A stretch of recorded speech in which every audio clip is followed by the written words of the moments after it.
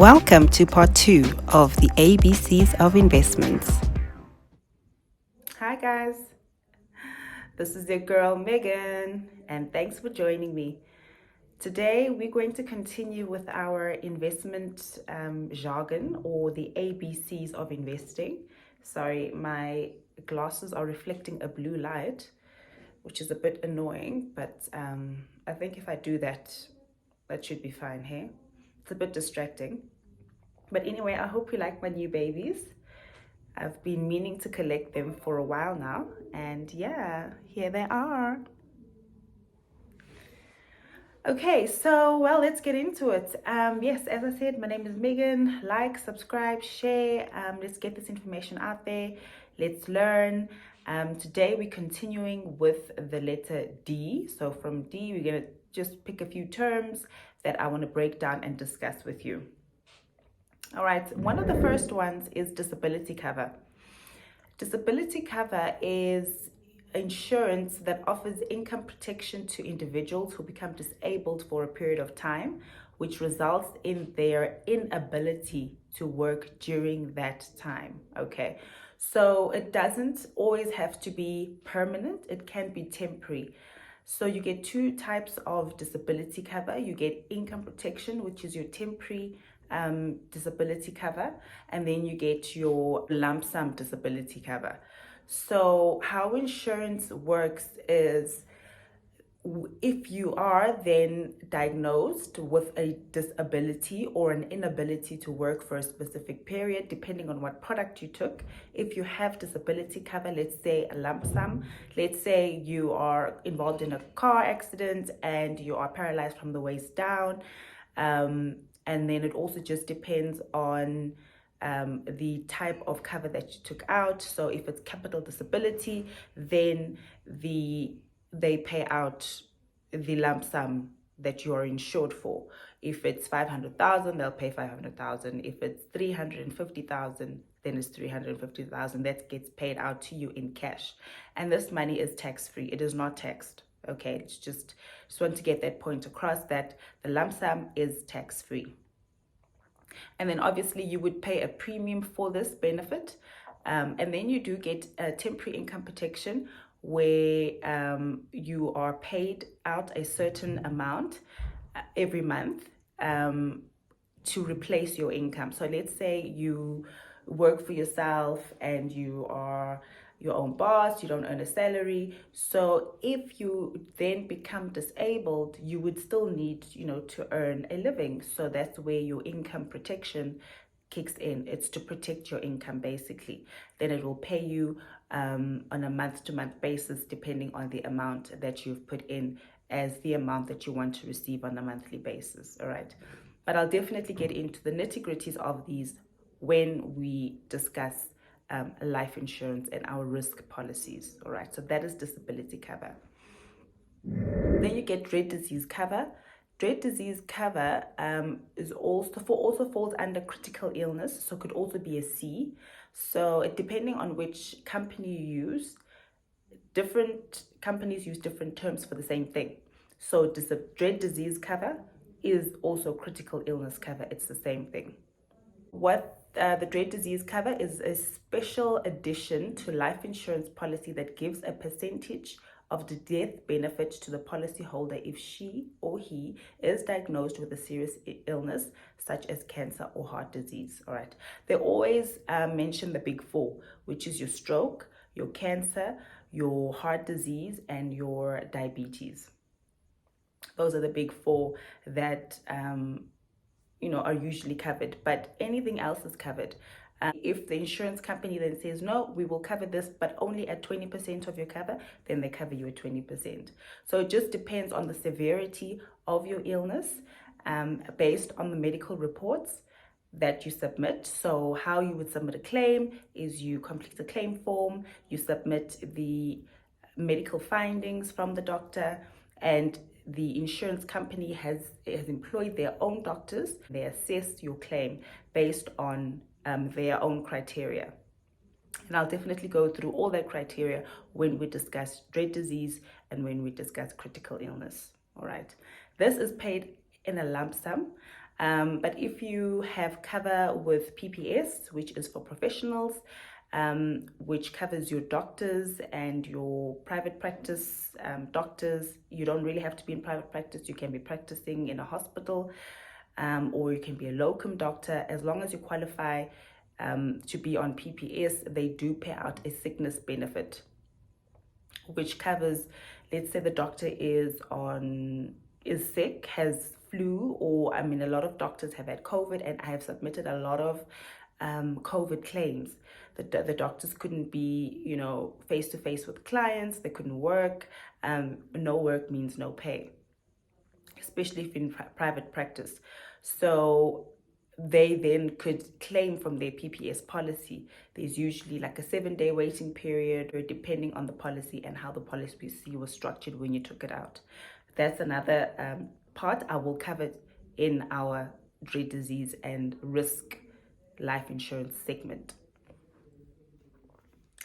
Then our E would be your effective annual cost, your EAC. So this now goes to investments, all right? So these charges include the effect of initial costs, all right? The effect of initial costs.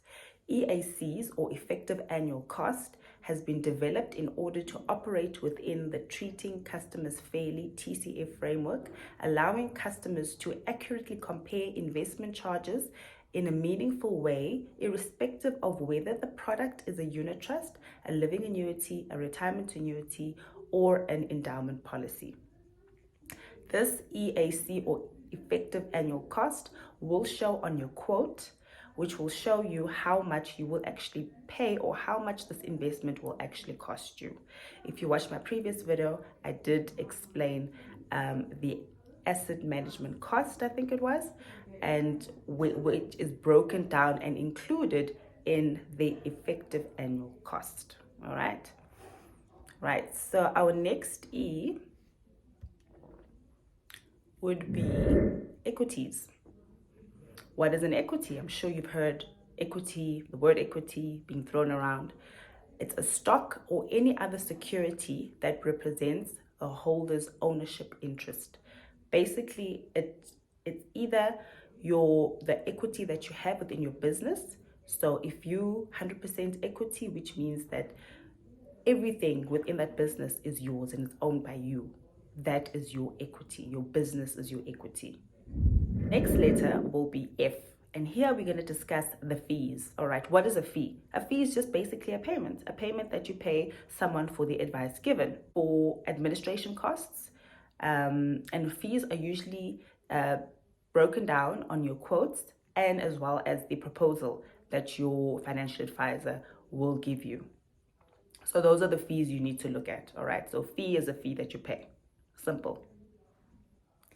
Right, then our next one would be a financial market. What is a financial market? It is a market where we have our equities, our stocks, our bonds, where we have all these components that make up the financial market. Then our next F would be fund of funds. So what is a fund of a fund? Fund of funds, FOF. Fund of a fund is an investment strategy. So it's not a fund, it's a strategy. It's the way this fund is made up of. The strategy of holding a portfolio of other investment funds rather than investing directly into stocks, bonds, or other securities. This type of investing is often referred to as multi-manager investing. Okay. The next letter would be G, where we discuss GDP, which is our gross domestic product. What is GDP? GDP is basically represents all the goods and all the services that a country produces within the borders of the country. That's basically it. So the definition says, the broadest quantitative measure of a nation's total economic activity. So it's basically our economic activity. Think of your grocery stores, think of the anything you can think of, retail, all the malls, your mom and pop shops, everything.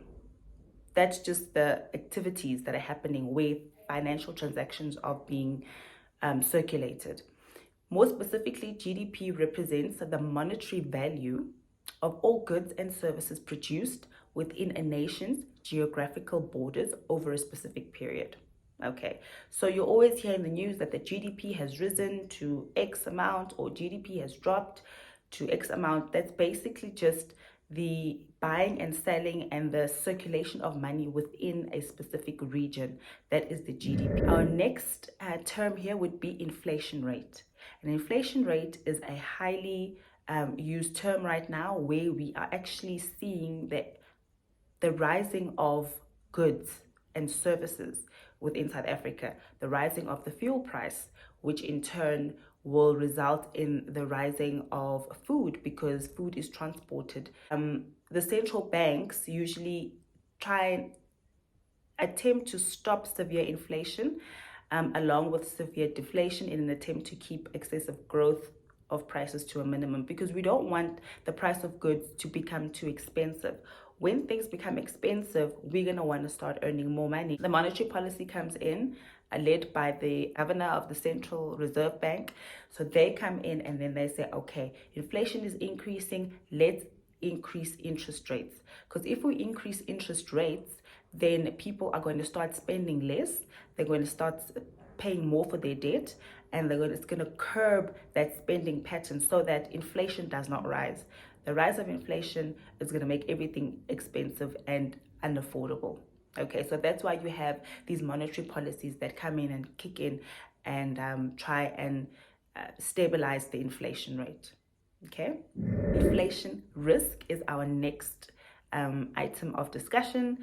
Inflation risk is basically the risk of potential loss in the purchasing power of your investment due to the general increase of consumer prices. What does that mean? That just means that if your investment was worth R1 million 5 years ago, today it's only going to be worth 600,000 Rand as in purchasing value because of inflation. Because inflation has gone up, things are expensive. That 1 million Rand 6 years ago it doesn't have the same value as it has today. So that is your inflation risk. All right. Our next term that we're going to discuss is our investment philosophy. Right? What is an investment philosophy? An investment philosophy is a set of beliefs and principles that guide an investor's decision-making process. Basically, it's just how you see the world of investing and your beliefs around investing and how that then affects your decision-making when it comes to investments. That is also conditioned by your background, by where you grew up, by what you've seen around you, your parents' discussions around money and investing, what have you been exposed to. So those are the type of things that will influence your investment philosophy. Next term would be investment strategy. An investment strategy is what guides an investor's decision based on goals, risk tolerance, and future needs for capital. So it's almost similar to the investment philosophy, but this is now where you strategically start to put that philosophy in play, where you start implementing that philosophy based on your goals, based on your risk tolerance, and based on your future needs for capital. Okay, so those are the terms. We've done D to I, and I hope they've been helpful. I hope they've helped clarify any questions you might have. I will definitely put all the definitions in the description below, and I'll put a link or two where you can read up more on these. And yes, thank you for joining me. In our next installment, we'll be doing letters M to wherever we get.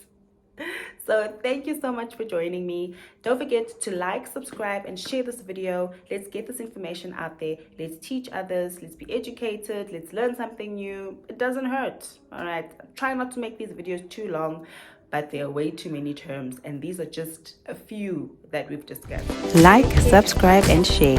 Thank you for watching.